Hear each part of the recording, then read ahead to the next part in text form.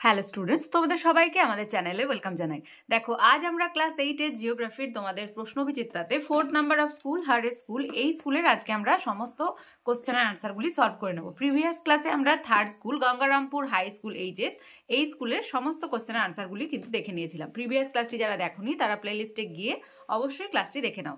আর আজকে ক্লাস শুরু করার আগে অবশ্যই বলবো, যারা এখনো পর্যন্ত চ্যানেলটি সাবস্ক্রাইব করোনি তারা অবশ্যই চ্যানেলটি সাবস্ক্রাইব করে নাও এবং পাশে থাকা বেল আইকন প্রেস করে রাখো, যাতে করে আগামী দিনের সমস্ত ভিডিও সবার আগে তোমাদের কাছে পৌঁছে যায়। তাহলে চলো দেরি না করে আজকে ক্লাসটি শুরু করি। আজকে ক্লাসের ফার্স্ট কোশ্চেন, এস তরঙ্গ প্রবাহিত হতে পারে যে মাধ্যমের মধ্যে দিয়ে, তা হলো কঠিন। কারণ এস তরঙ্গ কিন্তু গ্যাসীয় বা তরল মাধ্যমের মধ্যে প্রবাহিত হতে পারে না। সেকেন্ড, ক্রোফেসিমা ও অনিফেসিমার মধ্যে অবস্থিত বিযুক্তি রেখা হলো রেপিত্তি বিযুক্তি রেখা। আর লেহম্যান বিযুক্তি রেখা মনে রাখবে যে অন্তঃকেন্দ্রমণ্ডল ও বহিঃকেন্দ্রমণ্ডলের মাঝে রয়েছে। আর কনরাড বিযুক্তি রেখা হচ্ছে শিয়াল ও সীমাস্তরের মাঝে। নেক্সট দেখো, পৃথিবীর মোট আয়তনের বেশিরভাগ অংশ হলো গুরুমণ্ডল।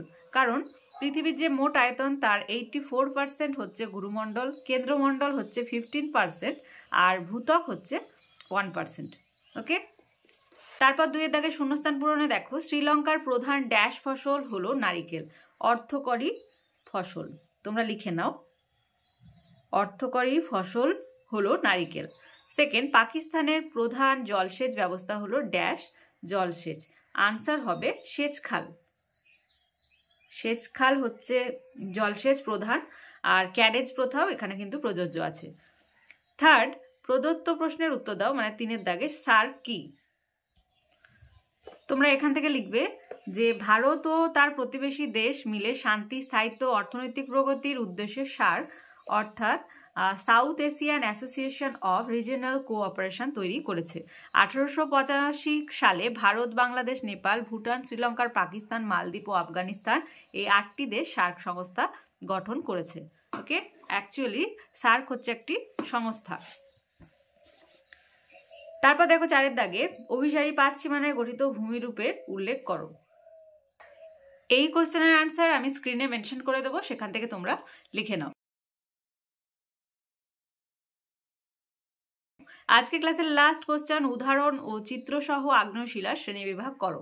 এটা যেহেতু 5 নম্বরের কোশ্চেন, তাই তোমরা লিখবে যে পৃথিবী সৃষ্টির সময় উত্তপ্ত ও তরল অবস্থা থেকে ধীরে ধীরে তাপ বিকিরণ করে ভূত্বকের মধ্যে ও উপরের প্রথম যে কঠিন শিলার সৃষ্টি হয় সেটি আগ্নেয়শিলা। পৃথিবীতে প্রথম সৃষ্টি হওয়ায় এই শিলার আরেক নাম প্রাথমিক শিলা। তোমাদের প্রশ্নে দেয় যে আগ্নেয়শিলাকে প্রাথমিক শিলা বলা হয় কেন, এটা কিন্তু খুব ইম্পর্টেন্ট কোশ্চেন। আর শ্রেণী বিভাগগুলি লিখবে, উৎপত্তি অনুসারে আগ্নেয়শিলা 2 রকম। ভূ অভ্যন্তরে অত্যাধিক চাপে উত্তপ্ত গলিত ম্যাগমা ভূত্বকের কোনো দুর্বল ফাটলের মধ্যে দিয়ে ভূপৃষ্ঠে লাভা রূপে এসে শীতল ও কঠিন হয়ে যে আগ্নেয়শিলা সৃষ্টি করে তার নাম নিঃসারী আগ্নেয়শিলা। খুব দ্রুত জমাট বেঁধে গঠিত হয় বলে এর দানাগুলো বেশ সূক্ষ্ম হয়, যেমন ব্যাসল্ট, অবসিডিয়ান। আবার ভূ অভ্যন্তরে গলিত ম্যাগমা ভূত্বকের দুর্বল ফাটল বা ছিদ্রের মাধ্যমে ভূপৃষ্ঠে পৌঁছাতে না পেরে ভূ অভ্যন্তরেই ধীরে ধীরে শীতল ও কঠিন হয়ে উদ্বেদী আগ্নেয়শিলা সৃষ্টি করে, যেমন গ্রানাইট, ডোলেরাইট। এই উদ্বেদী আগ্নেয়শিলা আবার 2 রকমের হয়। ম্যাগমা ভূ অভ্যন্তরের কোনো ফাটল বা ছিদ্রপথে ধীরে ধীরে শীতল ও কঠিন হয়ে জমাট বেঁধে সৃষ্টি করে উপপাতালিক শিলা, যেমন ডোলেরাইট। আবার ম্যাগমা ভূ অভ্যন্তরের একেবারে তলদেশে অতি ধীরে ধীরে শীতল ও কঠিন হয়ে সৃষ্টি করে পাতালিক শিলা। ধীরে ধীরে শীতল ও কঠিন হয়ে জমাট বাঁধে বলে এই শিলার দানাগুলো কিছুটা স্থূল হয়, যেমন গ্রানাইট। পারলে ডায়াগ্রামটা দিয়ে দেবে। দেখো, তাহলে আজকে দেখো 4th নাম্বার অফ স্কুল হারে স্কুল এই স্কুলের আজকে আমরা সমস্ত কোশ্চেনের আনসারগুলি সলভ করে নিলাম। আজকে ক্লাসটি যদি ভালো লেগে থাকে তাহলে অবশ্যই একটা লাইক দেবে। তোমরা খুব ভালোভাবেই জানো তোমাদের একটা লাইক দেখলে আমরা খুব খুব খুব খুশি হই, তাই লাইক না দিয়ে তোমরা কিন্তু কোথাও যাবে না। আর ভিডিওটি কি করবে, বন্ধুদের সঙ্গে অনেক অনেক অনেক বেশি করে শেয়ার করবে। তোমাদের প্রতিটি বিষয়ের ক্লাস শুরু হয়ে গেছে, তাই যারা এখনো পর্যন্ত চ্যানেলটি সাবস্ক্রাইব করোনি তারা অবশ্যই চ্যানেলটি সাবস্ক্রাইব করে নাও এবং পাশে থাকা বেল আইকন প্রেস করে রাখো, যাতে করে আগামী দিনের সমস্ত ভিডিও সবার আগে তোমাদের কাছে পৌঁছে যায়। আর আমাদের ক্লাসগুলি তোমাদের কেমন লাগছে তোমরা অবশ্যই কমেন্টের মাধ্যমে জানাতে কিন্তু ভুলবে না।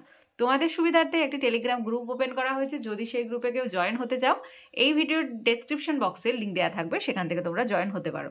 তাহলে আজ এই পর্যন্তই, তোমরা সবাই ভালো থেকো। Thank you.